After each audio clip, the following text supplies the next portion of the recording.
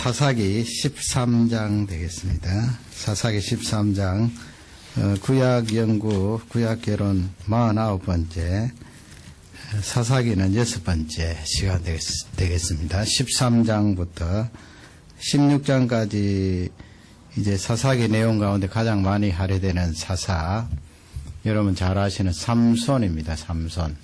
그 삼손 이야기 가운데 오늘은 삼손이 이렇게 태어나기 이전에 하나님 앞에 부르심을 받는 그 삼손 아버지 어머니 나오고요.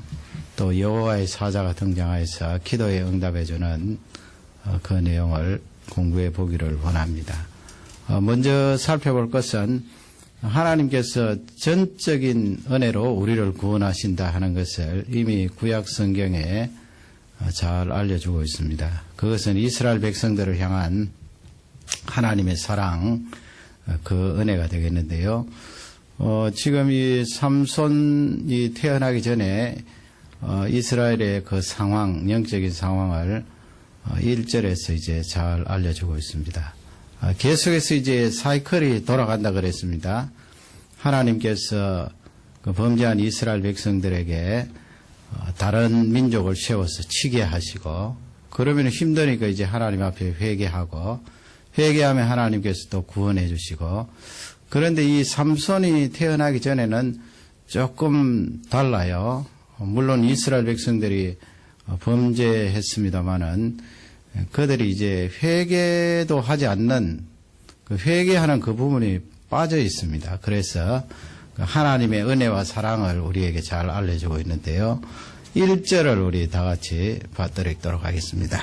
이스라엘 자손이 다시 여호와의 목전에 악을 행하였으므로 여호와께서 그들을 40년 동안 블레셋 사람의 손에 붙이시니라. 아멘. 악을 행하였다, 그 말씀은 앞쪽에 나와 있는 대로 우상 섬긴 거죠. 바알 또 아스타롯, 가나안 땅에 있는 그 우상들을 섬기고 하나님 말씀을 떠난 그것을 말씀하는데요. 블레셋을 세워서 40년 동안 그렇게 다스리게 했다, 성경에 기록되어 있는데요. 지도를 한번 보시기 바랍니다. 지도 보시면 블레셋 땅이 저쪽 바깥쪽은 지중해 되어 있고요.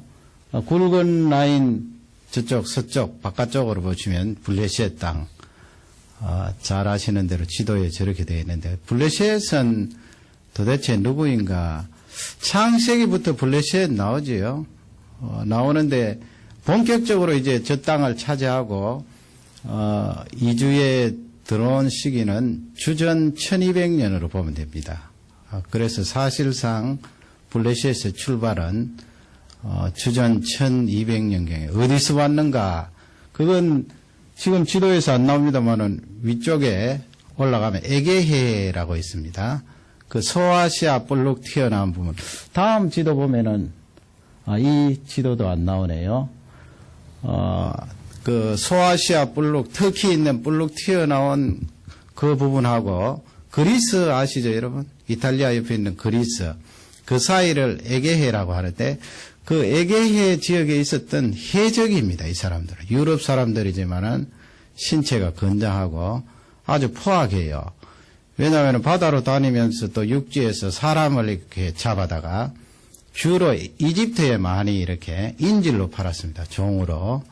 그 유럽 쪽의 사람들이 신체도 건장하고 또 건강하기 때문에 이집트 쪽에 많은 돈을 받고 그렇게 파는 그런 아주 악한 사람들이죠. 그러다가 이제 주전 1200년경에 이쪽 남쪽으로 내려오게 되어서 그 가나안 땅 서쪽 지역을 차지하고 이제 이스라엘 백성들을 계속 괴롭히게 되는데, 바로 이 삼손이 태어나기 전에 40년 정도 이 블레셋 사람들이 이스라엘 백성들을 괴롭히게 됩니다. 이 지도를 보시면 이제 여러분 잘 아시는 대로 요단강을 중심으로 저쪽 지중해 쪽의 서쪽은 웨스트 뱅크라고 그러죠. 요단강 서안, 그리고 또 가자지구 그러잖아요. 그게 바로 블레셋 땅입니다. 가자지구 저 아래쪽에 있습니다. 성경에는 가사라고 나오죠. 가사. 요즘 뉴스에 보시면 요단강 서안 또 가자지고 그런 말을 들으시면 성경 그 지도를 이렇게 떠올리시면서 생각을 하시면 되겠습니다. 그렇게 하나님께서 블레셋을 보내셔서 다시 치게 하니까 이제 이스라엘 백성들이 많이 힘드는데요. 그런 상황 가운데서도 이스라엘 백성들이 깨닫지를 못했어요. 자기들을 알지 못했어요. 우리가 하나님 앞에 얼마나 범죄하고 잘못하고 있는가 그것을 알지 못했는데 단 지파 가운데 그래도 신앙이 조금 살아있는 그런 가정이 있었습니다. 있었겠죠. 100%다 타락했다 그렇게 볼 수는 없고요. 오염은 됐지만은 그 가운데 또 하나님 앞에 기도하고 말씀을 기억하는 종들이 있었습니다. 그가 누군가 하면 2절을 우리 다 같이 읽겠습니다. 소라 땅에 단 지파의 가족 중 마누아라 이름하는 자가 있더라. 그 아내가 잉태하지 못하므로 생산치 못하더니. 예, 13장 2절 소라 땅이 나오죠. 지도 보시겠습니다. 소라. 그 다음에 지도 없습니까? 잘 안 보이죠? 보입니까? 그쪽에서? 소라라고 저쪽 위에 보이는지 모르겠으면 소라. 조개 껍데기 소라가 아니고 땅 이름이 소라입니다. 저 소라 땅에 있는 단지파 하면은 여러분 이름이 거의 많이 드러나지는 않는데요. 단지파. 어떤 사람들은 단지파가 나중에 사라져서 동쪽으로 가서 우리 한국에 들어온 한민족이라 하는데 그런 말은 엉터리고요. 근거도 없는 그런 말은 들을 필요 없고요. 이 하나님께서 그런 암흑한 시기 가운데 별로 드러나지 않는 지파 가운데 단 지파를 뽑으셔서 그 단 지파 가운데 이제 사사를 세우는 것입니다. 그 사사가 삼손이 되겠는데요. 아버지의 이름은 무엇입니까? 마노아라는 그런 이름을 가진 사람인데 하나님께서 이렇게 그 가정을 선택하신 것은 그래도 신앙이 좀 살아있고 하나님을 아는 가정이기 때문에 그 가정을 선택해서 부르신 것 같습니다. 그러나 뭐가 없었다고요? 아이를 잉태하지 못했습니다. 그 결핍이죠. 가정에 이렇게 부족하고 오랜 기간 동안 기도 제목이 있을 때 하나님께서 틀림없이 어떤 섭리를 하시고 계시구나 하는 것을 우리가 알 수 있는데요. 3절을 이제 읽겠습니다. 3절입니다. 여호와의 사자가 그 여인에게 나타나시고 그에게 이르시되 보라 내가 본래 잉태하지 못함으로 생산치 못하였으나 이제 잉태하여 아들을 낳으리니. 예, 아들을 낳겠다. 그렇게 수태고주입니다.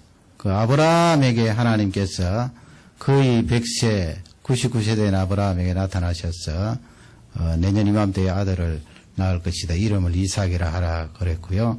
지금 이 사사기 16장에서 여호와의 사자가 나타나서 그 아내에게 이제 잉태하지 못하는 그 아내에게 아들을 낳겠다. 그렇게 미리 알려주는 것입니다. 나중에 마리아에게도 또 하나님께서 알려주시죠. 가브리엘 천사를 통하여서 수태고지라 그럽니다.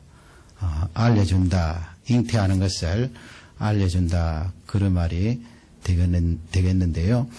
그러면 이제 여기서 하나님께서 이스라엘 백성들을 얼마나 사랑하시는가 그것이 1절, 2절, 3절을 통하여서 우리가 알 수 있잖아요. 그 1절, 2절, 3절에서 앞쪽에 정황 같으면 계속해서 그 말씀이 반복되잖아요. 이스라엘 백성들이 범죄하였고 하나님 앞에 부르짖었더니 여호와께서 그들을 구원하셨더라. 그렇게 반복되는데 지금 1절, 2절, 3절에서는 그 말씀들이 빠져 있습니다. 범죄하고 블레셋 사람들을 세워서 그들을 다스리겠다는 그 말씀만 있지 이스라엘 백성들이 하나님 앞에 회개했다는 그 말씀이 없어요. 그만큼 타락했다는 거지요. 우상을 섬기는 것이 얼마나 잘못되고 하나님 말씀 떠나는 것이 얼마나 죄악된가 하는 것을 이스라엘 백성들은 알지 못했어요.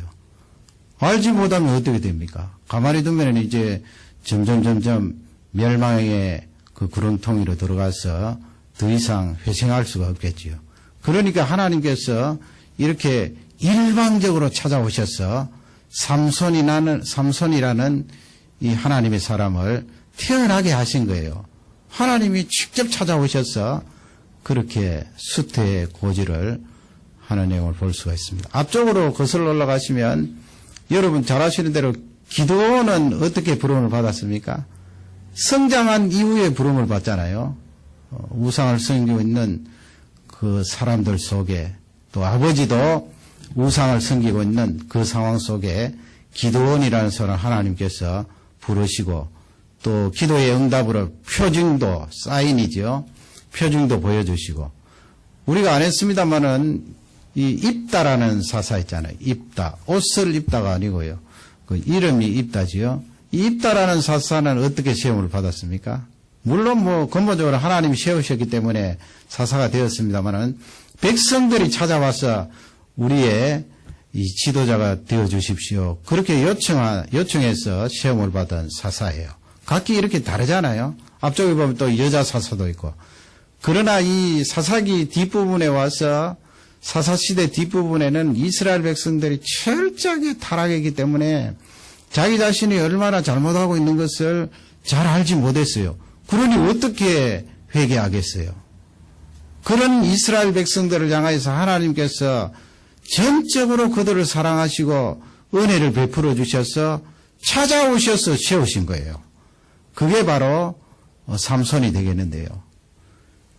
여러분 이 삼손을 통하여 삼손 이야기 다 잘 아시겠습니다만은 이 삼손이 하나님께서 세우심에 사실은 잘 부합하지 못했지요. 마지막 순간에는 이 블레셋 사람들을 그 큰 모임 회직 장소에서 기둥을 뽑아서 무너뜨려서 많이 죽게 했습니다만은 사실 하나님께서 구원자 사사로 세우신 그 사명에 잘 부합하지 못한 사람이에요.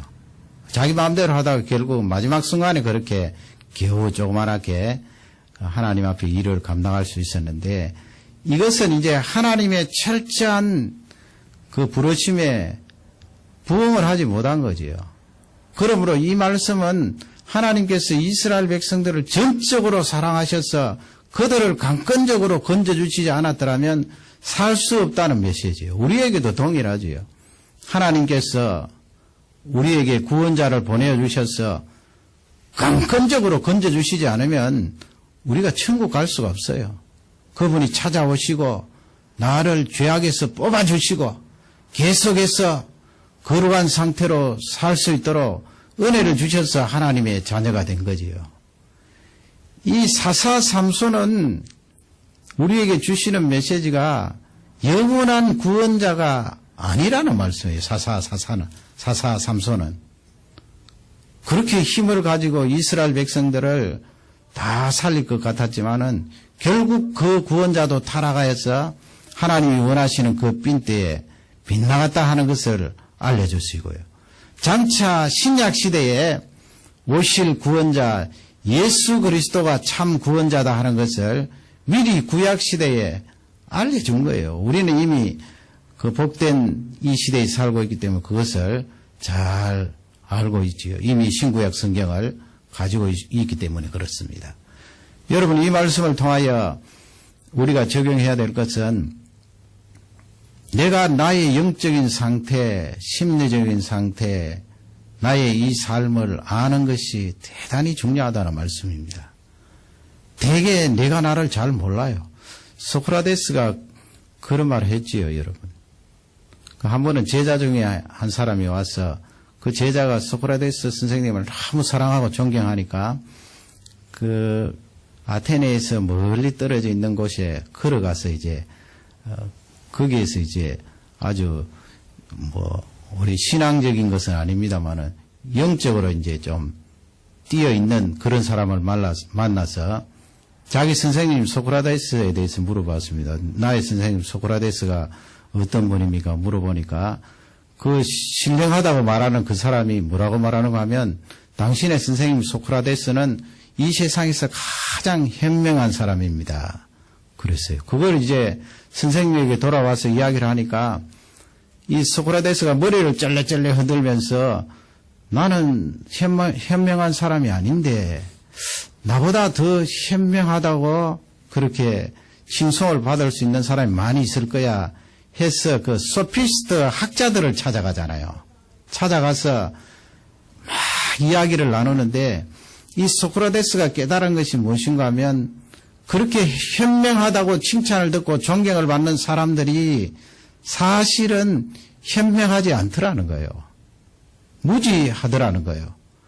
그런데 자기 자신이 무지하고 현명하지 않고 지혜롭지도 않은데도 그걸 모른다는 거예요. 그래서 돌아와서 제자에게 그런 말을 했답니다. 내가 저 사람들보다 조금 더 현명한 것은 딱 하나가 있는데 그것이 무엇인가 하면 나는 나 자신을 볼 때 현명하지도 않고 지혜롭지도 않고 무지한데 그것을 내가 안다는 것이다 그랬어요. 그분이 뭐 성경을 보거나 성경에 접하지도 않았을 때인데 참 그 말이 맞잖아요. 대개 사람들은 자기가 현명하다고 생각하지 얼마나 무지하고 얼마나 지혜가 없음을 모른다는 거예요. 하나님이 우리에게 주신 말씀도 그렇잖아요. 너희가 너희들을 참 모른다. 그러기에 우리 하나님께서 강권적으로 찾아오시고 지금 삼손을 태어나게 하신 것처럼 그 가정에 찾아오시고 삼손을 낳겠다 말씀하시고 장차 이스라엘 백성들을 구원하리라 그렇게 찾아오셔서 은혜를 주시지 않으면 구원함을 받을 자가 없다는 거예요. 누가 구원함을 받을 수가 있습니까? 이 밤에 기도하실 때 하나님 성령께서 가르쳐 주시는 음성 나 자신을 잘 알게 해 주십시오. 나 자신을 알게 되면 성령이 주시는 음성을 깨닫게 되면 내가 회개하게 되고 하나님 앞에 돌이키게 되고 하나님 말씀을 떨게 되고 말씀과 비추어서 나에게 부족하고 모자란 부분을 버릴 것 버리고 제거할 것 제거하는 그런 능력이 나타나는 줄 확신합니다. 전적인 하나님의 은혜다 하는 것을 우리에게 알려주고 계시고요. 두 번째 이제 살펴볼 것은 성별된 사람입니다. 성별된 사람. 거룩하게 구별된 사람. 그 사람이 누구예요? 바로 나시린입니다. 나시린. 오늘 말씀에는 이제 직접 이제 그 여호와의 사자께서 나시린이라고 그렇게 말씀을 주시고 계시는데요. 이 마노아의 아내가 밭에서 이제 일을 했겠지요. 하나님의 여호와의 사자가 나타나셔서 말씀을 주십니다. 우리 4절을 다 같이 읽겠습니다. 그러므로 너는 삼가서 포도주와 독주를 마시지 말지며 무릇 부정한 것을 먹지 말지니라. 그러니까 뭐 나시린을 배에 가지게 되니까 그 산모에게도 그렇게 당부를 하는 거예요. 포도주 마시지 마라. 부정한 것을 만지지 마라. 그렇게 말씀을 하시고요. 5절을 또 다 같이 읽겠습니다. 보라, 내가 잉태하여 아들을 낳으리니 그 머리에 삭도를 대지 말라. 이 아이는 태에서 나옴으로부터 하나님께 바치운 나시린이 됨이라. 예, 그렇게 여호와의 사자가 말씀하지요. 삭도는 칼을 날카롭게 간 칼로 이렇게 머리카락을 이렇게 깎으니까 옛날에요. 요즘도 그렇게 깎는지 모르겠습니다만 그렇게 삭도를 머리에 대해서 머리털을 깎지 마라 이 말씀이에요. 그냥 자라는 대로 놔두라는 말씀이죠. 얼마나 머리카락이 길었을까요? 그렇게 나시린이 계속해서 머리를 자라게 해야 되니까요. 그렇게 나시린이 된다. 하나님께 드려진 나시린이 된다. 그렇게 말씀을 하셨습니다. 또 7절을 읽겠습니다. 그가 내게 이르기를 보라 내가 잉태하여 아들을 낳으리니 포도주와 독주를 마시지 말며 무릇 부정한 것을 먹지 말라. 이 아이는 태에서 나옴으로부터 죽을 날까지 하나님께 바치운 나시린이 됨이라 하더이다. 예, 신랑한테 이야기하는 거죠. 한 번 더 반복해서 태어나서 죽을 때까지 하나님 앞에 바쳐진 사람이 된다. 나시린은 그 되는 방법이라 그러면 좀 어감이 이상합니다만은 나시린이 되기 위해서는 이 사람이 서원할 수도 있어요. 하나님 아버지, 제가 나시린이 되겠습니다. 기간을 정하는 거죠. 언제부터 언제까지. 그래서 그 기간 안에는 포도주나 독주를 먹지 않고 또 부정한 것, 이 시체가 사람이 죽으면은 병균이 떠나가게 되니까 또 더운 지방에서 시체가 부패하니까 거기서 전염성 있는 균도 있고 말이죠. 그러니까 이 시체를 건드리지 마라. 그렇게 말씀하시고 또 머리에 삭도를 대지 말라고 했는데 그런 내용들을 이제 자기가 서원하면서 지키는 거예요. 짧은 기간 아니면 장기간. 또 사무엘 같은 경우에는 부모가 이제 하나님 앞에 드리잖아요. 그 사무엘상 1장에 보면은 어머니가 그렇게 기도해요. 하나님 앞에 드리는데 머리에 삭도를 대지 않겠습니다. 그런 말씀 있죠. 그 나시린으로 하나님 앞에 아들 사무엘을 드리는 것입니다. 그런 경우가 있고 또 이렇게 삼손처럼 하나님께서 찾아오셔서 이미 나시린으로 거룩하게 구별하여서 세움을 받는 사람도 있어요. 이런 경우에는 뭐 처음부터 끝까지 죽을 때까지 하나님 앞에 말씀을 받은 그대로 이걸 지켜야 돼요. 포도주나 독주를 먹지 않고 시체를 터치하지 않고 머리에 칼을 대지 않고 그렇게 하게 되는데 왜 하나님께서 이렇게 나시린을 세우게 되는가? 유대인들은 이제 이 구약 성경을 가지고 있으니까 그런 해석을 가지고 있어요. 제사장들이 있는데 제사장들 숫자가 사실은 부족합니다. 일일이 제사를 집행하는데 제사장이 들어가서 해야 되니까 숫자가 많이 부족할 거예요.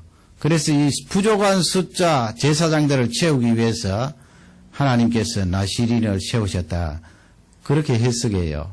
그 해석도 이제 어느 정도 근거가 있는데 또 다른 중요한 해석은 무엇인가 하면 하나님께서 이 특별한 상황, 긴박한 상황에 어떤 사람을 불러서 쓰실 때 이렇게 나시린으로 세우는 거예요. 그 구약시대 하나님 앞에 쓰임을 받기 위해서는 보통 사람들하고 구별이 돼야 되잖아요. 그 구별 안 되는데 하나님께서 어떻게 쓰시겠습니까? 그렇게 구별을 지우시면서 나시린을 세우되 이 세 가지를 꼭 그렇게 지키도록 그렇게 하신 것입니다. 그러면 이제 이 세 가지를 간략하게 한번 살펴보겠습니다. 첫째는 뭐였습니까? 독주, 또 포도주. 포도주는 그 이스라엘 땅의 음료지요. 그 땅은 물이 습해질 그 안반이 많기 때문에 물이 뿌옇고 음료가 물이 마실 수 있는 물이 대단히 좋지 않아요. 그렇기 때문에 그쪽 사람들이 이제 포도주를 이렇게 마시게 되는데 많이 마시면 이제 그 안에 알코올 성분이 있기 때문에 취하지요. 그러나 이 나시린은 그 음료인 포도주까지 금하게 하시고요. 특히 독한 술은 뭐 곡식으로 담았던 아니면 열매로 담았던 독한 술은 먹지 말도록 그렇게 하신 거죠. 그게 여러분 영적으로 우리에게 주는 의미가 무엇입니까? 구약시대는 나시린이라고 그렇게 세웠지만 신약시대는 나시린이 있습니까? 하나님께서 어떤 사람을 부르셔서 너 나시린이니까 이제부터 포도주 먹지 말고 시체 가까이 하지 말고 또 머리 깎지 마라 그러면 나시린으로 부름받았으면 삼손처럼 뭐 머리를 길게 하고 치렁치렁하게 하고 일생토록 그렇게 살아야 되잖아요. 신약시대 나시린이 있습니까? 신약시대는 없어요. 신약시대 나시린은 누굽니까? 바로 우리예요, 우리. 여러분, 신약시대 나시린이 우리예요. 그러면 신약시대 나시린인 우리가 이 세 가지를 지켜야 되는가? 뭐, 포도주, 독주 같은 것은 우리가 이미 예수님 믿는 사람이, 여기 사람들은 안 그렇습니다만은 잘 안 하잖아요. 그렇게 되고, 시체 만지는 것. 그것도 뭐, 우리가 잘 안 하죠. 요즘 병원에 워낙 잘 돼 있고 하니까 병원에서 다 하지요. 뭐 옛날에 한국에 목회하시는 목사님들은 다 시신 수습하고 그렇게 했습니다만 요즘 그렇게 하는 목사님들이 거의 없잖아요. 시체 안 하고.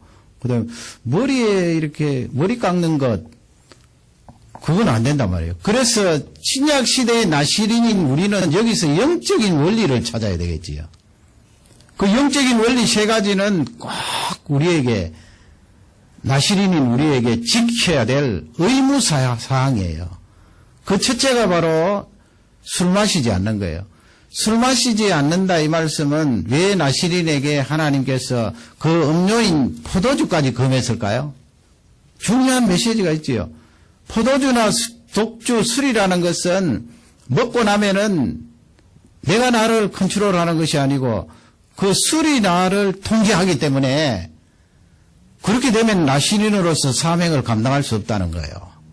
그래서 누가 너를 통제하는가 거기에 초점이 있다는 것입니다. 그러면 신약시대의 나시린인 우리는 누구의 통제를 받아야 됩니까? 술의 통제를 받아야 됩니까? 마약의 통제를 받아야 됩니까? 아니에요.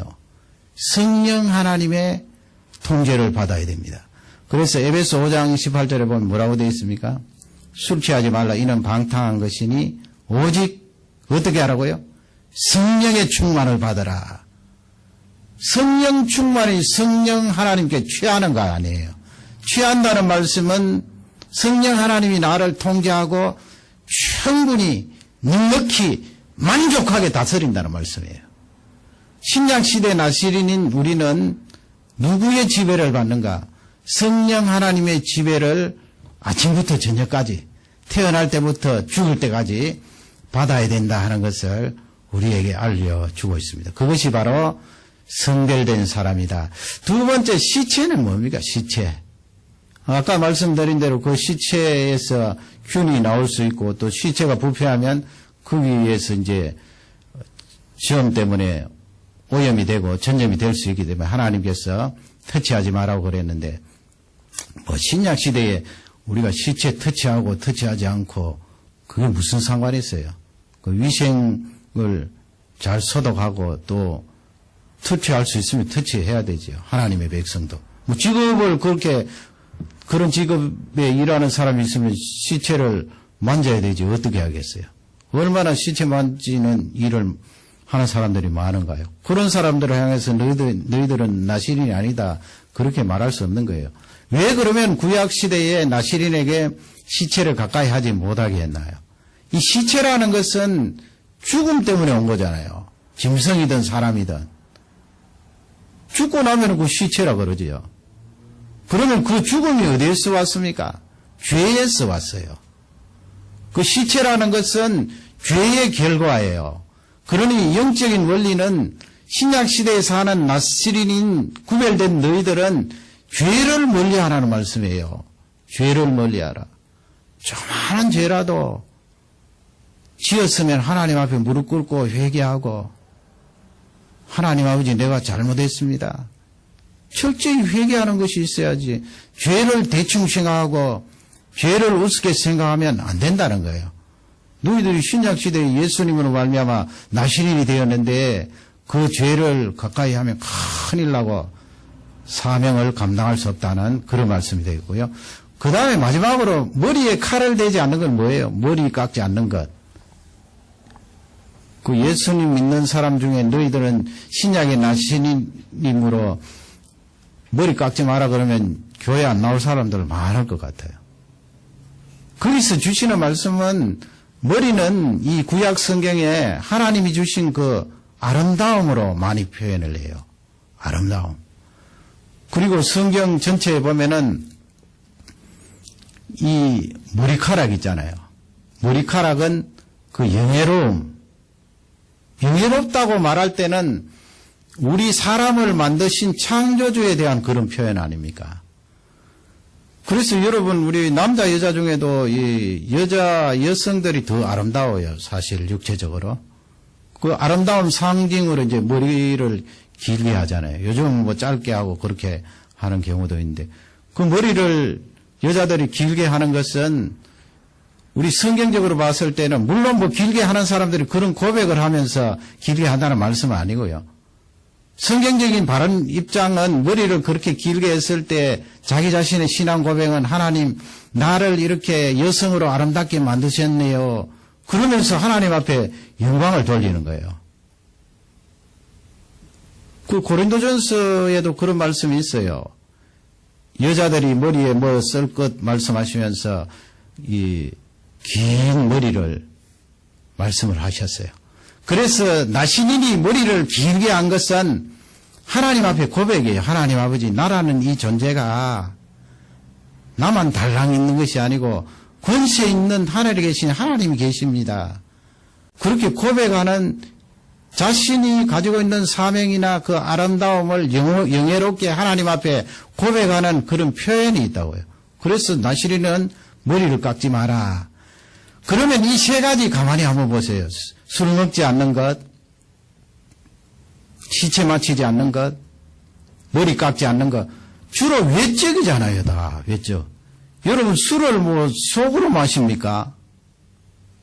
아니, 시체 맞히는 걸 속으로 시체를 만집니까? 머리 깎는 걸 속으로 머리 깎습니까? 다 외부적인 거예요. 나시린이 이렇게 외부적인 것을 굳이 다른 사람하고 구별해서 그렇게 살도록 하신 것은 너가 하나님께 부름을 받은 사명자인데 겉으로 표현하고 드러내라는 거예요.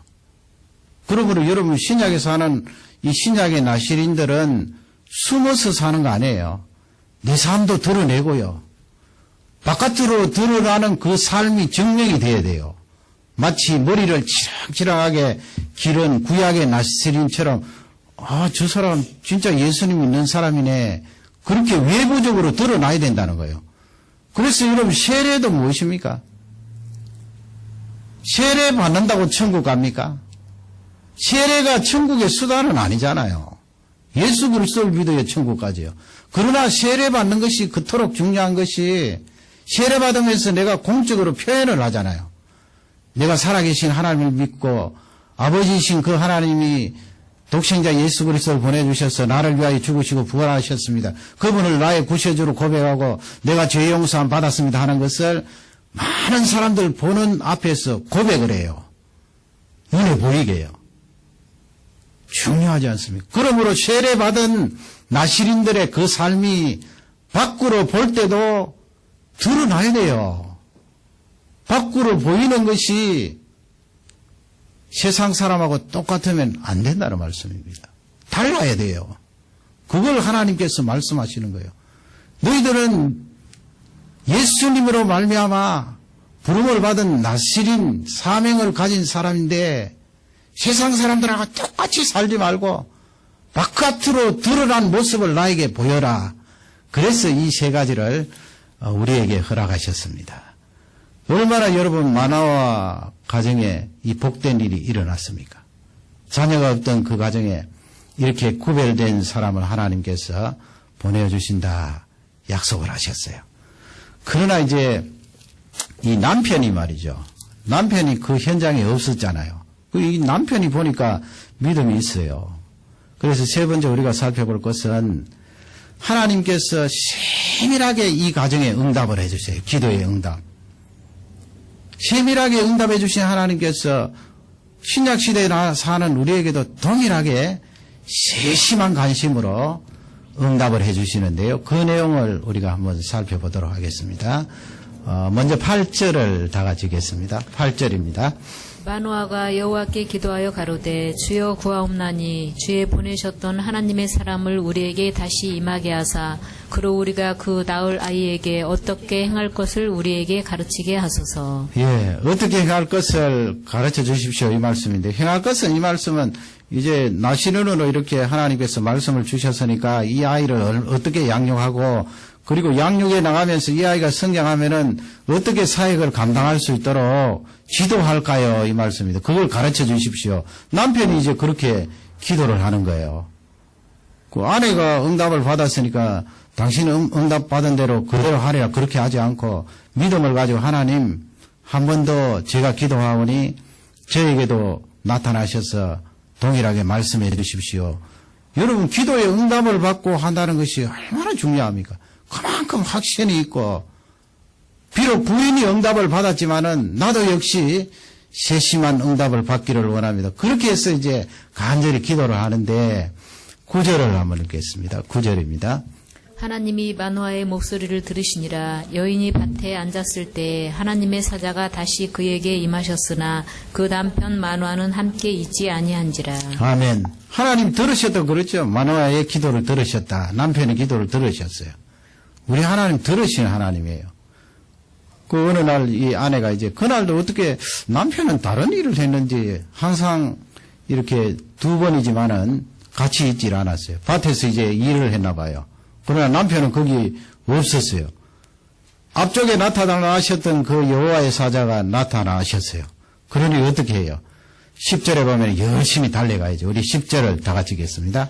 여인이 급히 달려가서 그 남편에게 구하여 가로되 보소서 전일에 내게 임하였던 사람이 또 내게 나타났나이다. 예, 멀지 않았나 봅니다. 집에서 확 달려가서 그 남편에게 이제 전에 나타났던 그 여호와의 사자가 나타났습니다.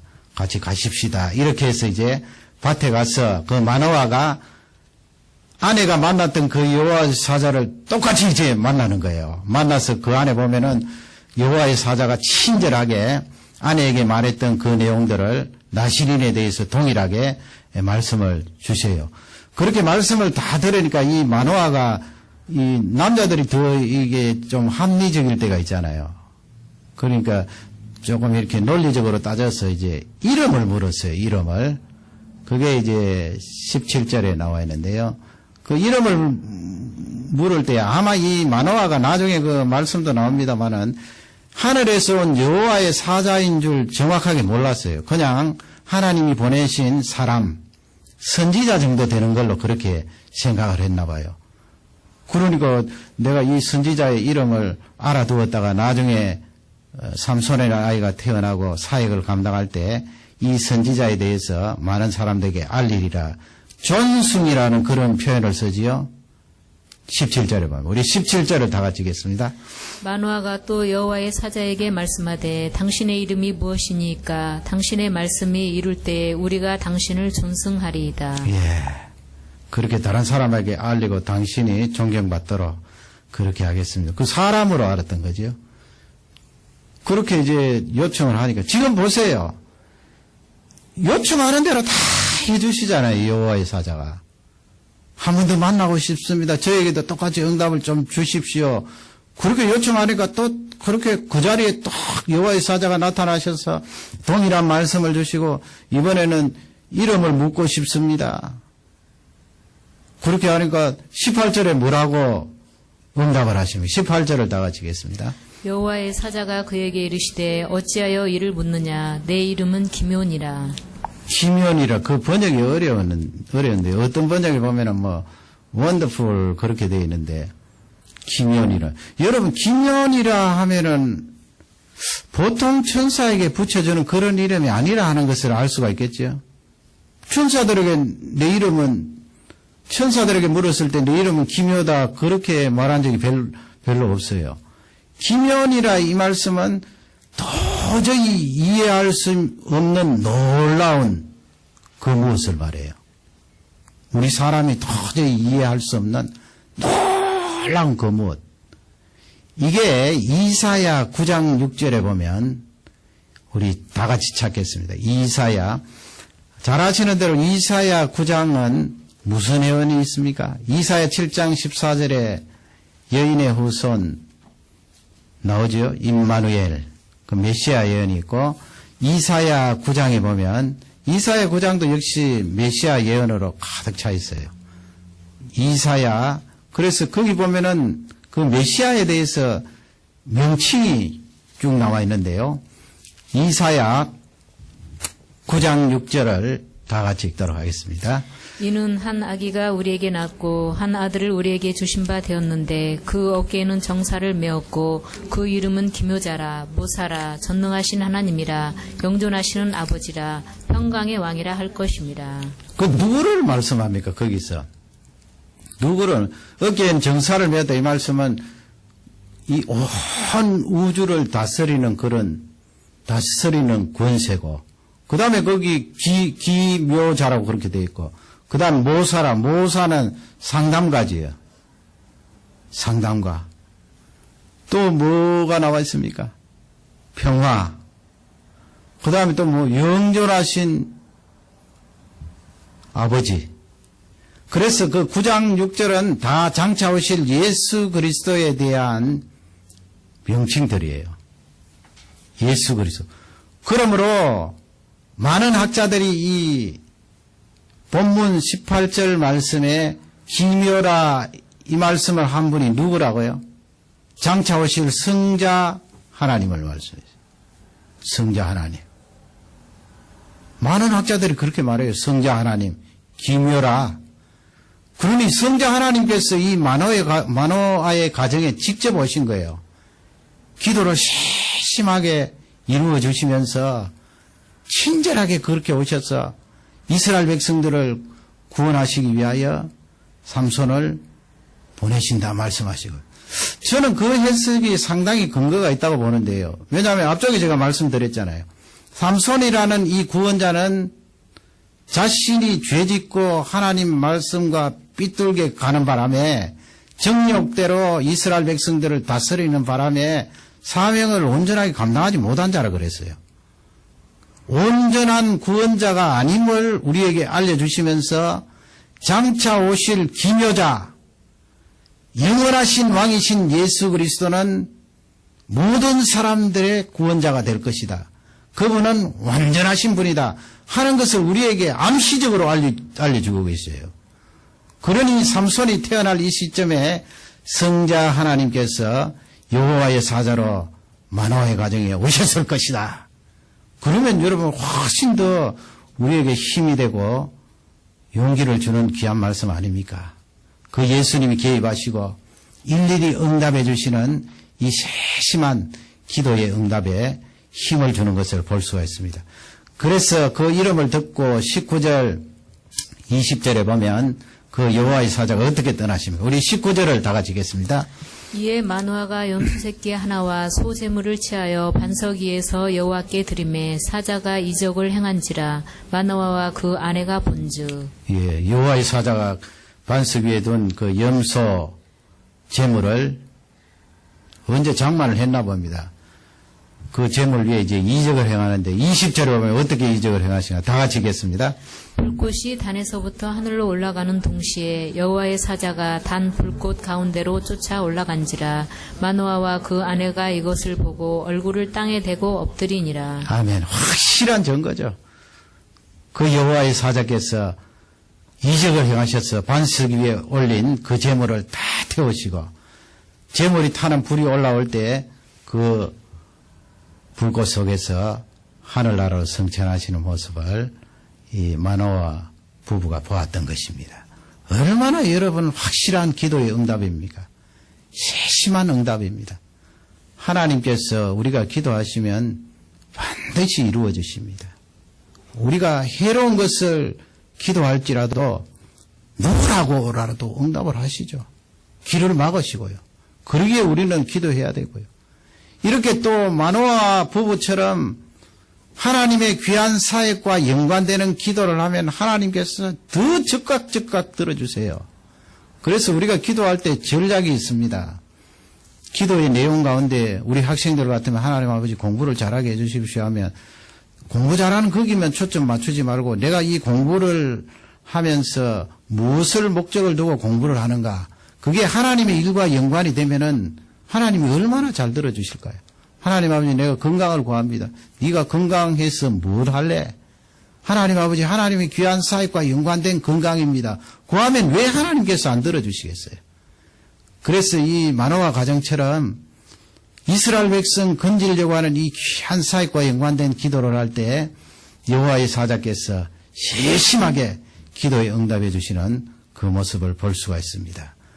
동일하게 신약에 사는 우리 나시린들에게 하나님께서 이렇게 세심하게 응답해 주시고 우리를 사용하시는 줄 확신합니다. 그 전능하신 하나님을 찬양하시기를 주님의 이름으로 축원합니다.